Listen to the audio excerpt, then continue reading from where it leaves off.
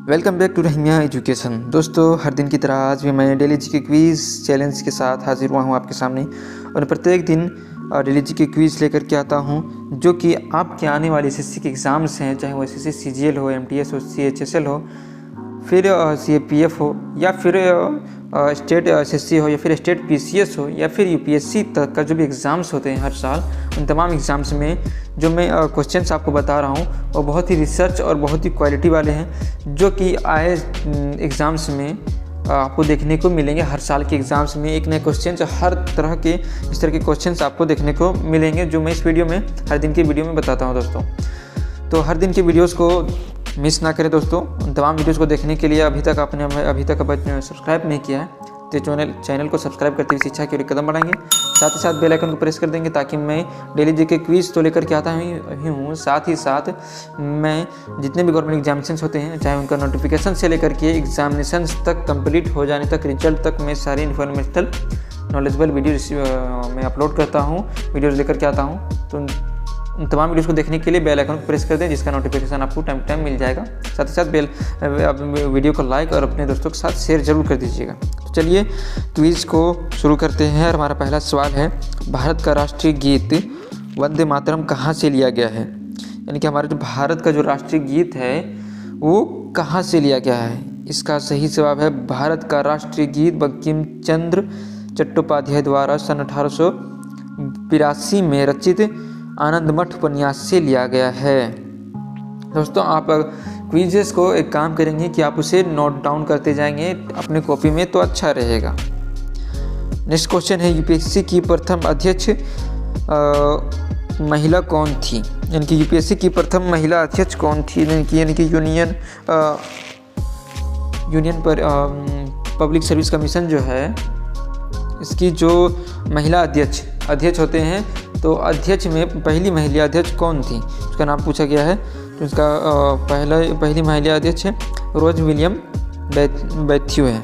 अगला क्वेश्चन है, किस संविधान संशोधन द्वारा मत देने की न्यूनतम आयु 18 वर्ष की गई थी? मत यानी कि वोट देने का संविधान संशोधन किस संविधान संशोधन द्वारा 18 वर्ष की गई थी? ठीक है, वोट देने का अधिकार 18 वर्ष।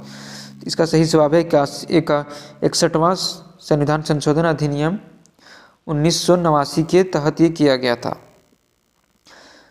अगला क्वेश्चन है, टीटीकाका झील कहाँ पर स्थित है? टीटीकाका झील कहाँ पर स्थित है? इसका सही जवाब है पेरू और बोलिविया में है। ठीक है, ये दोनों देशों के में को जोड़ती है ये झील। अगला क्वेश्चन है, उच्चतम न्यायालय की पहली महिला न्यायाधीश कौन बनी थी? यानी कि पूरे भारत में जितने भी भारत के हमारे जो सुप्रीम कोर्ट है, उस सुप्रीम कोर्ट की पहली फीमेल अध्यक्ष कौन बनी थी?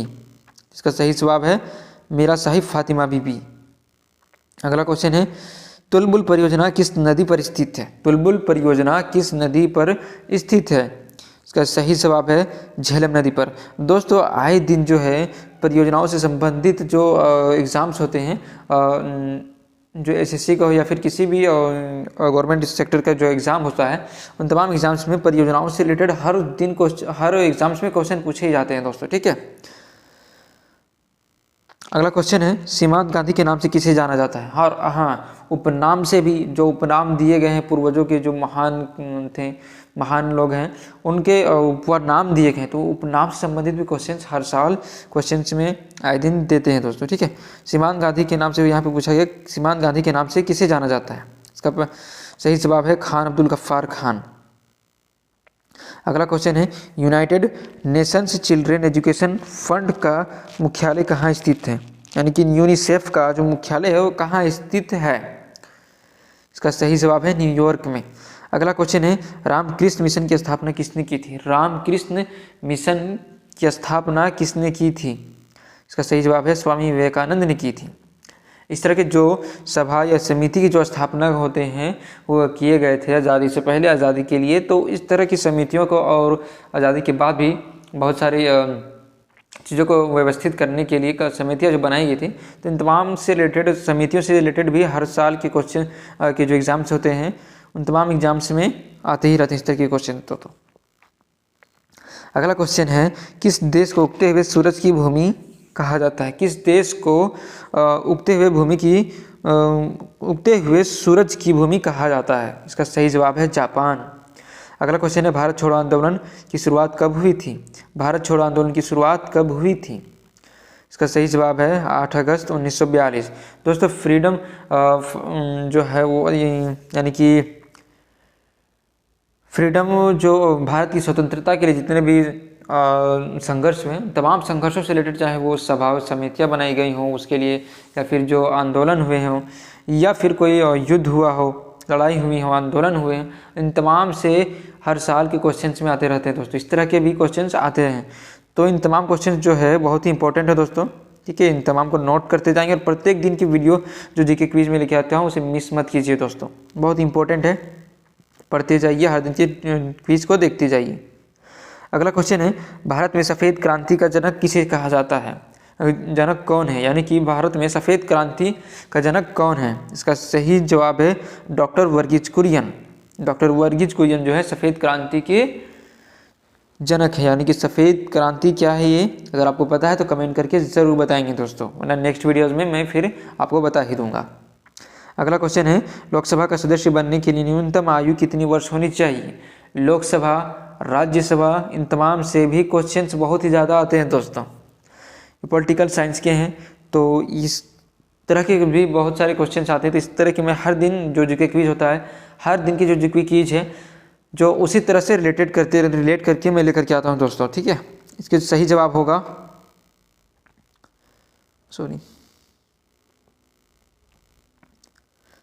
इसका जो सही जवाब है, लोकसभा का सदस्य बनने के लिए न्यूनतम आयु की कितनी चाहिए?